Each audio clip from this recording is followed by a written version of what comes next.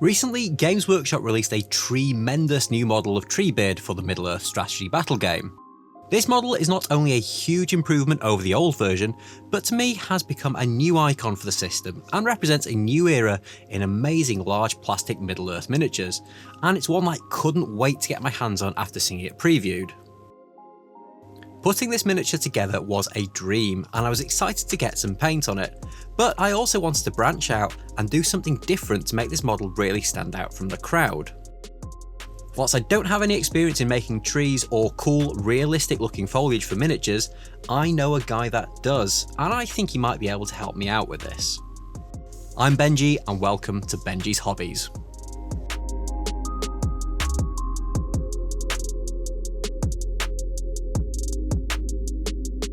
So with my Treebeard built and ready for painting, I jumped in the car and headed an hour or so up the road to visit my good friend Luke from Geek Gaming.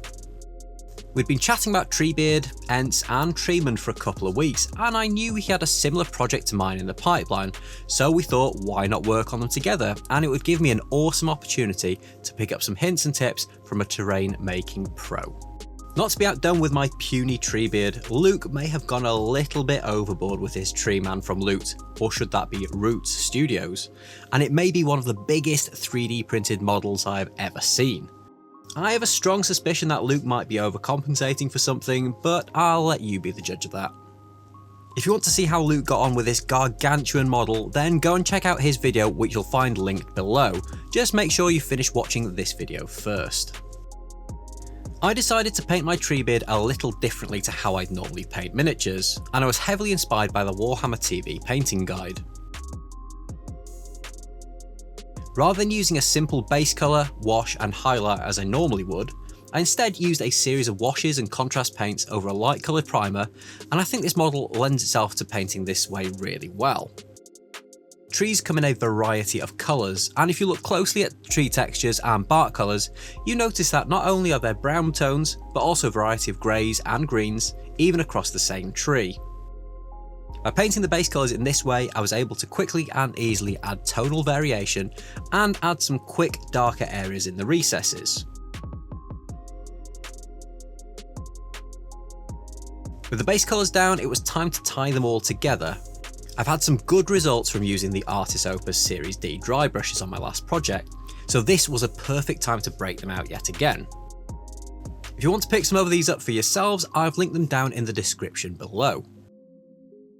I dry brushed a series of increasingly lighter colours, starting from a brown all the way up to an off-white bone colour in the more prominent areas that might catch the sunlight. The super soft dry brushes leave a nice even coat on the raised areas, and using them on this model has reinforced to me how great they really are. With the main work done, it was time to pick out some details such as Treebeard's illustrious beard, the yellow eyes, leaves, and to add some extra highlights around the face area to make it really pop.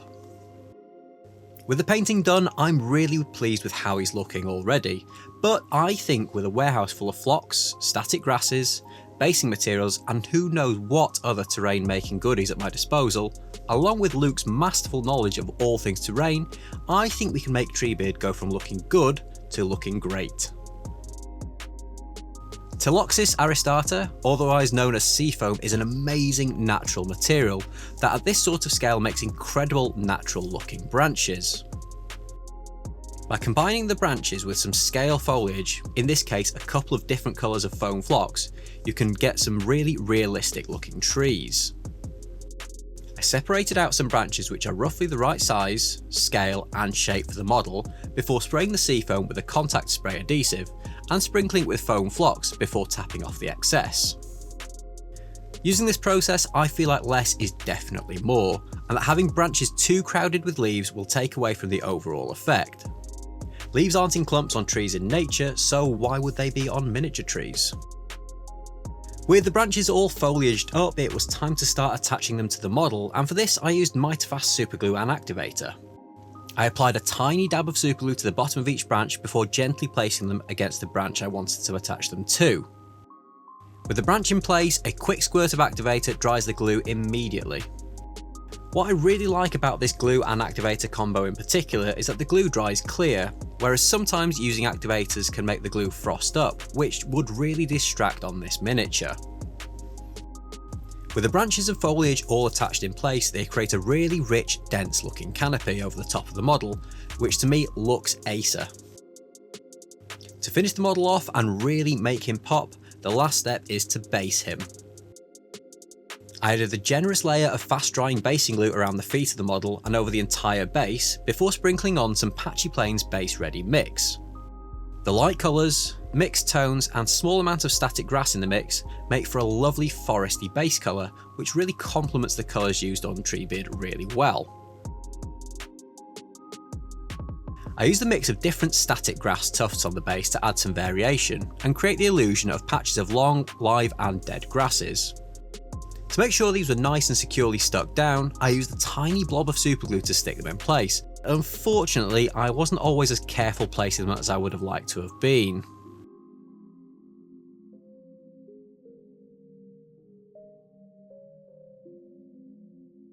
Last but not least, I placed a few of these awesome dry flowers that are new to the Geek Gaming range. Whilst they come attached to big bunches, it's very easy to clip off individual flowers to get more accurate placement on smaller miniatures. Using a small splodge of superglue on the stem, I placed the individual flowers in place in amongst the static grass tufts. Once the glue is dry, the flowers are held in place pretty snugly, and they are surprisingly robust as well. Once the rim was painted, he's done, and I've absolutely loved this process. Firstly, because it was great to meet up with Luke for the first time in ages, but also to pick up some new techniques and tips whilst working alongside a fellow hobbyist, and having a laugh while we were at it. I've also come home with a pretty nifty looking Treebeard model, which I think looks really eye-catching. I've also picked up more of the stuff that we used for this project, so I can do the same with the rest of my Ent army. I want to say a huge thank you to Luke for taking the time to show me the ropes with this fun little project, but also for his continued support of the channel, pushing me to improve and get better with every video, and for just being a fantastic mate. Remember to go and check out Luke's giant tree man video to see how he got on with his attempt. If you want to pick up any of the Geek Gaming stuff I used in this video, I've linked it all down in the description below. And whilst you're there, why not check out the links to my Element Games affiliate and Patreon program. Both go a long way to supporting what I do on the channel, and any support is very welcome. Thanks so much for watching, and I will see you in the next video.